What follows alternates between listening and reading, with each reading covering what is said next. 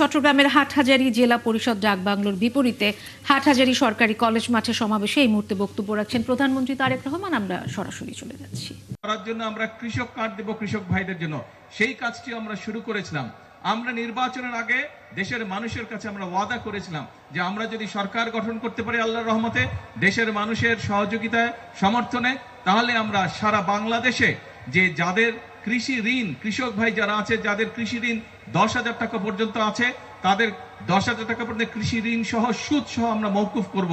আলহামদুলিল্লাহ, আল্লাহর রহমতে আমরা সরকার গঠন করার 1 সপ্তাহের মধ্যে সেই কাজটি করেছি। ফলে সারা বাংলাদেশে 13 লক্ষ কৃষক ভাই এই উপকার। যে উপজেলায় যে 50 সদস্যের যে হাসপাতাল আছে, এই 50 বেডের হাসপাতাল প্রথম 30 বেড করেছিলেন শহীদ রাষ্ট্রপতি জিয়া রহমান। পরবর্তীতে দেশের খালেদা জিয়া যখন দেশের দায়িত্বে ছিলেন, উনি আরো 20 বেড যোগ করেছিলেন, 50 বেড হয়েছিল। আমরা এবার এই সরকারকে যেহেতু আপনারা নির্বাচিত করেছেন, এই জন্য আমরা সিদ্ধান্ত নিয়েছি মানুষকে যাতে আমরা, যেহেতু আমরা মানুষের কাছে ওয়াদা দিয়েছিলাম নির্বাচনের পূর্বে যে মানুষের কাছে আমরা ন্যূনতম স্বাস্থ্য সেবা পৌঁছে দিতে চাই, সেই জন্য আমরা সিদ্ধান্ত করেছি বাংলাদেশের 503টা যে উপজেলা আছে, প্রত্যেকটি উপজেলার স্বাস্থ্য হসপিটাল যে আছে, সেই হসপিটালকে আমরা 101-50 থেকে আমরা 101 বেডে রূপান্তরিত করবো, যাতে দেশের মানুষ স্বাস্থ্য সেবা পায়। প্রিয় ভাই বোনেরা, আমরা জানি গ্রাম অঞ্চলে যে আমাদের প্রাইমারি স্কুলগুলো আছে, এই স্কুলগুলোতে যদি আমরা দেশকে করতে চাই, তাহলে আমাদের ছোট ছোট শিশুরা যে আছে তাদেরকে আমাদের সঠিকভাবে শিক্ষা দিয়ে গড়ে তুলতে হবে। এবং সেই জন্যই আমরা জানি যে বহু শিশু আছে যারা স্কুলে হয়তো যায় যদি, কিন্তু নতুন জামা বা স্কুলের জন্য যে জামা কাপড় দরকার সেই তাদের বাবা মা হয়তো কিনে দিতে পারে না।